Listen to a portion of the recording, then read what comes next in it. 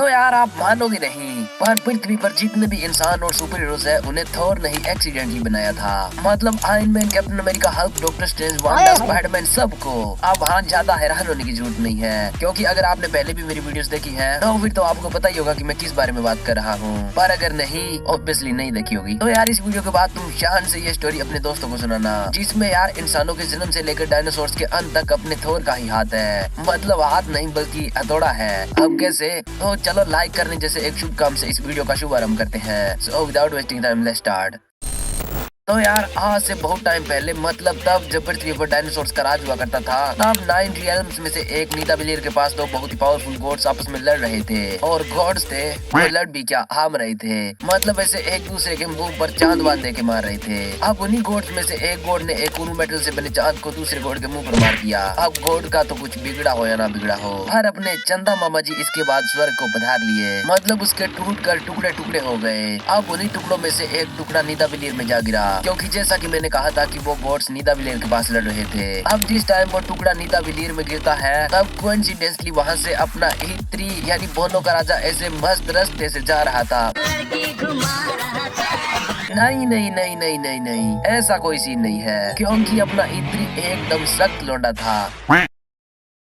बरसती है निगाहें मेरी, तकती है राहें तेरी, चाहे पनाह तेरी।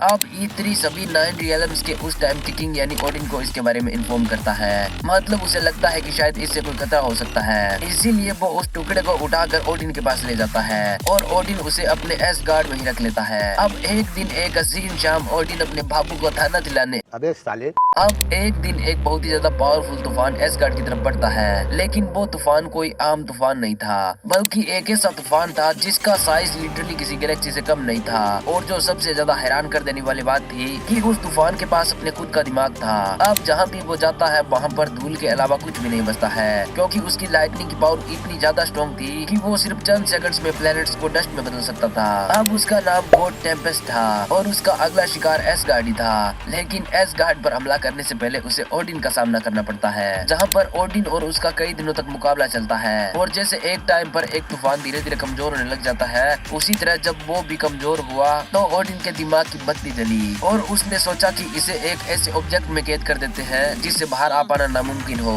अब इसके लिए उसे किसी एक बहुत ही ज्यादा स्ट्रॉन्ग ऑब्जेक्ट की जरूरत थी, और तभी उसके दिमाग में वो उरु मेटल का टुकड़ा आया और ओडिन ने ऐसा ही किया। मतलब उसने उस तूफान को मंत्र मंत्र मार कर उस पत्थर में कैद कर दिया। अब इसके कई दिनों बाद ओडिन ने उस पत्थर से एक पावरफुल वेपन बनाने का सोचा, क्योंकि उसे पता था कि इससे बना वेपन बहुत ही ज्यादा स्ट्रॉन्ग होगा, क्योंकि एक तो ये यूनिवर्स के सबसे स्ट्रॉन्गेस्ट मेटल यानी उरु मेटल से बना है और ऊपर से इसके अंदर गॉड टेम्पेस्ट भी तो कैद है। तो ओडिन के कहने पर E3 और उसके साथी बोनो ने ऐसा ही किया। मतलब ले गए वो उस पत्थर को अपने घर और लग गए उससे कुछ कमाल का बनाने में। अब उन्हें पता था कि उरु मेटल को पिघलाना किसी आम पत्थर को पिघलाने से बहुत ही ज्यादा मुश्किल है। अब इसीलिए उन्होंने उस पत्थर के टुकड़े को पिघलाने के लिए एक पूरे के पूरे स्टार की एनर्जी का यूज कर लिया। अब बिल्कुल उसी तरह जिस तरह से इन्फिनिटी वॉर में स्टॉर्म ब्रेकर को बनाते टाइम किया था। लेकिन यार इस प्रोसेस में वो स्टार ब्लास्ट हो जाता है और उसका एक टुकड़ा उस टाइम के मिडगार्ड यानी अर्थ पर जा गिरता है। एंड हाँ, MCU में उसी टुकड़े ने एक पूरे एरा यानी डायनासोर्स के एरा का एंड कर दिया था। मतलब म्योल्निर को ही बनाते टाइम अर्थ पर से डायनासोर्स का अंत हुआ था और इंसानों को जन्म लेने का मौका मिला। मतलब जैसा कि मैंने वीडियो की शुरुआत में कहा था कि असल में थोर के ही कारण अर्थ पर इंसानियत को पनपने का मौका मिला। अब हाँ, थोर नहीं पर उसके हैमर म्योल्निर के कारण। पर नहीं, अभी कहानी का एंड नहीं हुआ है, क्योंकि जब म्योल्निर बन जाता है तो अपने ओडिन चीचा ऐसे उसका लुप्त उठाने की कोशिश करते हैं और बढ़िया रोब में आकर उसे उठाने की कोशिश करते हैं। पर जैसे ही वो उसे हाथ में उठाते हैं तो हैमर पूरी तरह से बेकाबू हो जाता है और ओडिन को मुंह के बल पटक देता है, क्योंकि यार अभी भी उस हैमर के अंदर गॉड टेम्पेस्ट जिंदा था, जो कि बहुत ही ज्यादा गुस्से में था। अब ओडिन को उसे हाथ लगाने से ये तो फील हो गया था कि ये हैमर बहुत ही ज्यादा पावरफुल है। अब इसीलिए उसने म्योल्निर को यूज करने से रिस्ट्रिक्ट कर दिया और उसे अपने हथियार खाने में रख दिया। अब इसी तरह कई साल बीत गए, जिस कारण अब गॉड टेम्पेस्ट भी मर चुका था और हैमर में सिर्फ उसकी पावर सी बची थी। एंड इसीलिए आगे चलकर उस हैमर को पहले हेला और बाद में अपना थोर यूज करता है। अब अब आगे चलकर हमें ये भी पता चलता है कि गॉड टेम्पेस्ट तो मर चुका है, लेकिन कहीं ना कहीं उसकी कॉन्शियसनेस हैमर के अंदर अभी भी जिंदा है। इसीलिए हैमर की अपने खुद की फीलिंग्स भी थी, यानी वो बात को समझ सकता था।